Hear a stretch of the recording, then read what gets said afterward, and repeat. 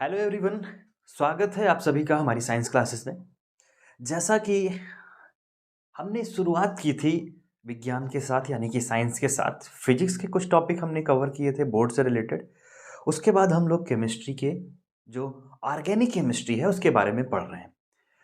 आज से हम लोग शुरुआत करने जा रहे हैं साथ में साइंस के एक और सब्जेक्ट मैथमेटिक्स, जो आप लोगों के लिए बहुत ज़्यादा इम्पोर्टेंस प्ले करता है और बहुत ज़्यादा ज़रूरी होता है पढ़ने के लिए और समझने के लिए। तो ये भी सीरीज़ आपको उपलब्ध कराई जाएगी जो बिल्कुल फ्री ऑफ कॉस्ट होगी।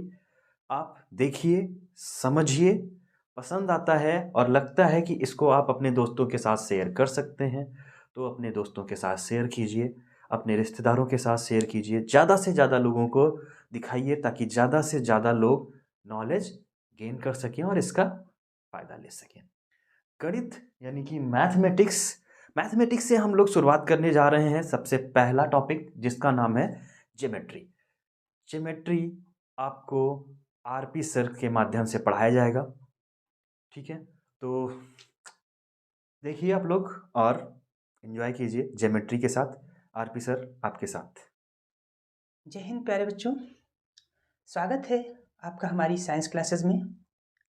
और आज हम बात करेंगे मैथमेटिक्स में ज्योमेट्री पोर्शन। ज्योमेट्री हम आपको बेसिक से बताएंगे।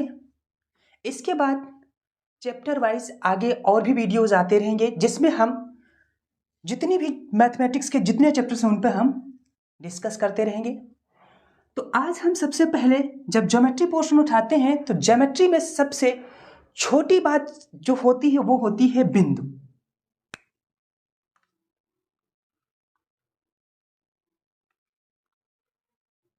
जिसको हम कहते हैं पॉइंट। पॉइंट ये क्या है? एक बिंदु है। पॉइंट एक डायमेंशनलेस है। डायमेंशनलेस मतलब ना तो इसकी कोई लंबाई होती है और ना ही इसकी कोई चौड़ाई होती है। दूसरी बात करेंगे हम लाइन। लाइन मतलब रेखा। इन पॉइंटों को हमने क्या कर दिया, एक ऐसे से ड्रॉ करते चले गए। अब जब इनको हमने एक साथ ऐसे मिला दिया तो एक लाइन फॉर्म कर रहे हैं। तो ये लाइन आप चाहें तो इधर इनफाइनाइट डिस्टेंस ट्रेवल करवा दीजिए और चाहे आप इधर, मतलब लाइन का ना ही कोई स्टार्टिंग पॉइंट होता है और ना ही कोई एंडिंग पॉइंट होता है। लाइन मतलब रेखा। उसके बाद हम बात करते हैं तीसरे नंबर की, तो वो आता है रे। रे मतलब किरण। ये एक स्टार्टिंग पॉइंट बना लेते हैं हम ए, और यहां से हमने एक लाइन प्रोड्यूस की। अब ये इस साइड में इनफाइनाइट जा सकती है, लेकिन इसका ओरिजिन पॉइंट ए है, मतलब इसका जब ओरिजिन पॉइंट ए हो गया तो इसको हम क्या कहते हैं? रे कहते हैं, किरण कहते हैं। क्या? रे। उसके बाद हम बात करते हैं पॉइंट नंबर 4 की, तो आता है लाइन सेगमेंट मतलब रेखा खंड। यदि इस पॉइंट पे हम एक पॉइंट फिक्स कर दें यहां पर, तो क्या बी, तो यहां से इस पोर्शन को काट करके इस पॉइंट पे लिख लें ए और बी, तो ये डिस्टेंस आप क्या देख रहे हैं? फिक्स्ड हो गई। फिक्स्ड हो गई मतलब अब ये इसी रे का क्या है? एक पार्ट है, तो इसको हम कहते हैं लाइन सेगमेंट। मतलब ये क्या हो गया? ए बी एक आपका लाइन सेगमेंट है, मतलब रेखा खंड है। Line segment. बात करते हैं number 5, parallel line. Parallel line इसको हम कहते हैं समानांतर रेखा। मतलब जब हम दो समान रेखाएं ए बी इसके पैरेलल लाइन ये जैसे ड्रॉ कर दिया हमने। तो समांतर रेखाएं होती हैं जिनके बीच में जो डिस्टेंस होती है वो हमेशा इक्वल रहे, मतलब इन लाइंस को कहीं भी ले जाइए आप, तो इनके बीच में हमेशा गैप जो होगा वो यदि यहां पर D है तो यहां पे भी बेटा क्या होगा, D ही होगा। तो इसको क्या कहते हैं, पैरेलल लाइन। उसके बाद हम पॉइंट 6 की करते हैं, तो इस पे आता है इंटरसेक्टिंग लाइन।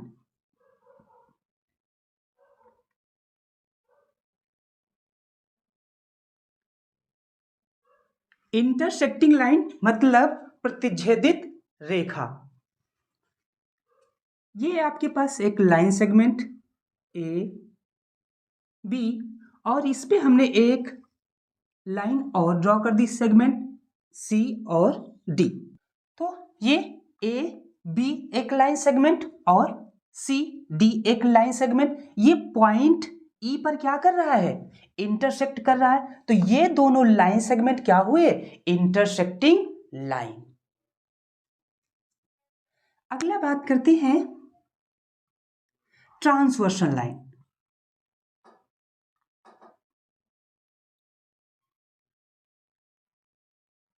ट्रांसवर्सल लाइन छेदक रेखा जिसको बोलते हैं। ये आपके पास एक लाइन सेगमेंट ए और बी है, इसके पैरेलल हमने एक और लाइन सेगमेंट ड्रॉ कर दिया सी और डी।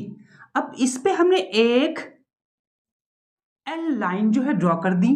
तो ये जो लाइन हमने ड्रॉ की किसको, ये दो पैरेलल लाइंस को क्या कर रही है, मतलब छेद ही तो कर रही है। तो इसको, ये जो लाइन एल है इसको क्या कहते हैं बेटा, ट्रांसवर्सल लाइन। अब यहां से कई टाइप्स के एंगल्स फॉर्म होते हैं। तो जब हम एंगल्स के आगे अभी अच्छे से एक्सप्लेन करेंगे आगे वाले वीडियो में, तो आपको बताया जाएगा कि इसमें कितने टाइप्स के एंगल फॉर्म होंगे। अब बात करते हैं एंगल्स।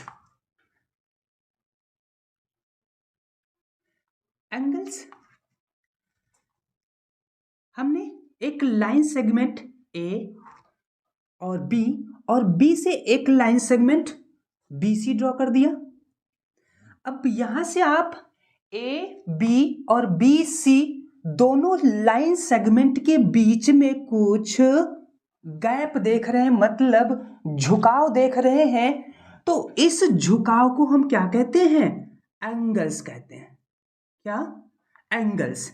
ये जितने भी हमारे शेप्स बनेंगे ज्योमेट्री में, चाहे वो आपका ट्रायंगल्स हो चाहे आपका क्वाड्रिलेटरल कोई भी हो, सब में एंगल्स, जब भी दो लाइन सेगमेंट के झुकाव वेरी करेंगे तो वहां पे एंगल्स फॉर्म होगा। अब एंगल्स तो हमने पता कर लिया, अब लेकिन एंगल्स हम ज्योमेट्री में कैसे लिखेंगे। तो ये ए बी सी, यहां पे जो पॉइंट मीट कर रहा था इसको हम बोलते हैं वर्टेक्स। क्या, वर्टेक्स। इस वर्टेक्स पर ही हमेशा एंगल फॉर्म होगा। तो एंगल ए बी सी। अब वर्टेक्स बी की ही बात कर रहे थे, तो हमेशा ये एंगल्स बी जो है मिड पार्ट में लिखा जाएगा, मतलब ए बी और B C line segment A B B C, तो कहां पे मीट कर रहे थे दोनों पॉइंट, बी पर। तो ये क्या हो जाएगा आपका एंगल्स। अब एंगल्स के बाद कई टाइप्स के एंगल होते हैं, इनको पहचान तो लिए हम कि एंगल से पहचाना जाएगा, लेकिन कितने टाइप्स के एंगल होते हैं। तो ओवरऑल हमारी ज्योमेट्री में 6 टाइप्स के एंगल होते हैं। कितने, 6 टाइप के। तो आइए एक एक करके हम जानें कि कौन कौन से हमारे एंगल्स फॉर्म होते हैं। सबसे पहली बात करते हैं तो आता है हमारा एक्यूट एंगल। एक्यूट एंगल मतलब न्यून कोण। एक्यूट एंगल ये 0 डिग्री से तो बड़ा होगा, लेकिन 90 डिग्री से क्या होगा, छोटा होगा। इसका स्ट्रक्चर मान लें कि ये हमारे पास P Q R, यहां पर ये सपोज थीटा एंगल बना रहा था, तो हम कह सकते हैं एंगल जो थीटा होगा ये कितना होगा, एक एक्यूट एंगल फॉर्म करेगा। बात करते हैं राइट एंगल। राइट एंगल जिसको हम समकोण कहते हैं। तो राइट एंगल और स्ट्रेट एंगल और कंप्लीट एंगल, ये तीनों एंगल जो है सेम लाइन पे ही ड्रॉ होते हैं। तो राइट एंगल, स्ट्रेट एंगल और कंप्लीट एंगल, इन तीनों की हम एक साथ बात करें तो एक हमारे पास लाइन ए बी सी, इसमें 3 पॉइंट आपको दिख रहे हैं, ए बी और सी। इस बी पॉइंट को आप क्या करिए, बेस मान करके यदि आप यहां से चलना स्टार्ट करें तो इसके चारों तरफ आप यदि एक सर्कल कंप्लीट करें तो पूरा ये सर्कल कितना आपने 360 डिग्री राउंड कर लिया, मतलब 360 डिग्री घूम लिया। जैसे आप अपनी ही जगह पे ऐसे घूमिए तो आपने क्या किया, पूरा राउंड कंप्लीट कर लिया, मतलब 360 डिग्री घूम लिया। तो ये कितना एंगल हो जाएगा, 360 डिग्री, मतलब ये कंप्लीट सर्कल कंप्लीट किया तो ये क्या हो जाएगा आपका कंप्लीट एंगल। तो ये कंप्लीट एंगल 360 डिग्री पे फॉर्म होगा। फिर आप क्या करिए, इसका आधा पार्ट ऐसे इरेज कर दीजिए, अब बचेगा क्या, हाफ पार्ट। तो ये जो हाफ पार्ट है तो इसी ए बी सी एक स्ट्रेट लाइन पर ही फॉर्म हो रहा, तो ये कितना है, ए आपका 180 डिग्री रिमेनिंग बचेगा।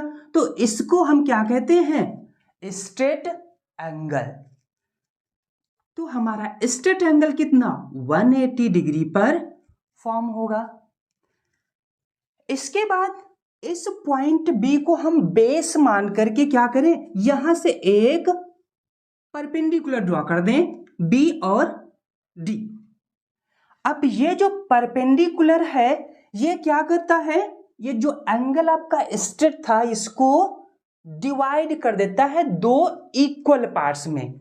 इक्वल पार्ट्स मतलब ये 180 डिग्री का था, तो जब दो इक्वल पार्ट्स में डिवाइड करेगा तो 180 डिग्री का यदि हम जस्ट हाफ करें तो कितना निकल के आएगा, 90 डिग्री।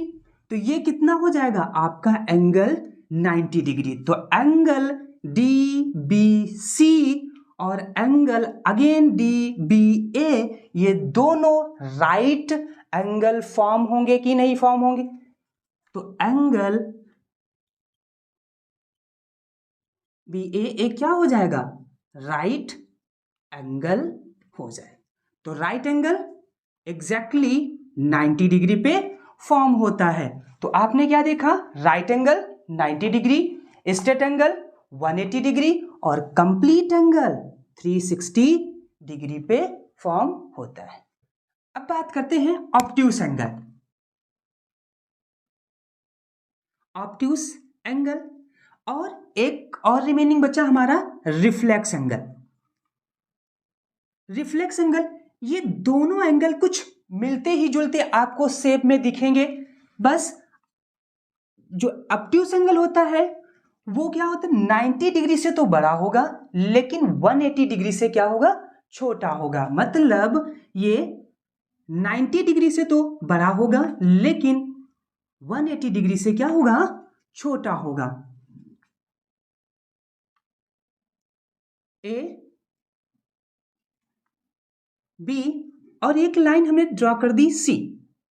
तो ये जो एंगल ये फॉर्म होगा एंगल ए बी सी, ये एक क्या हो जाएगा, ऑब्ट्यूस एंगल हो जाएगा।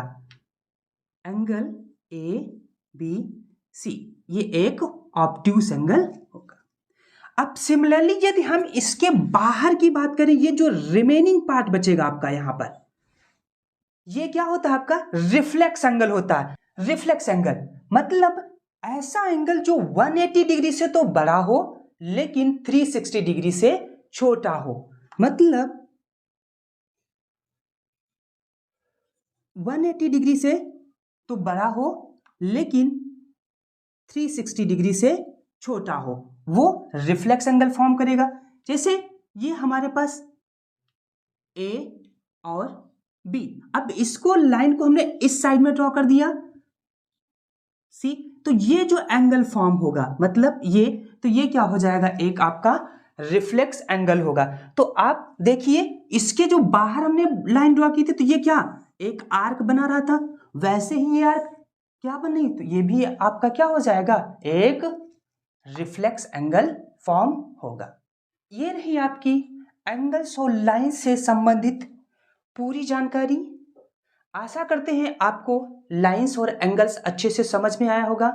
यदि आपको वीडियो पसंद आया तो लाइक करें और अपने दोस्तों को शेयर करें।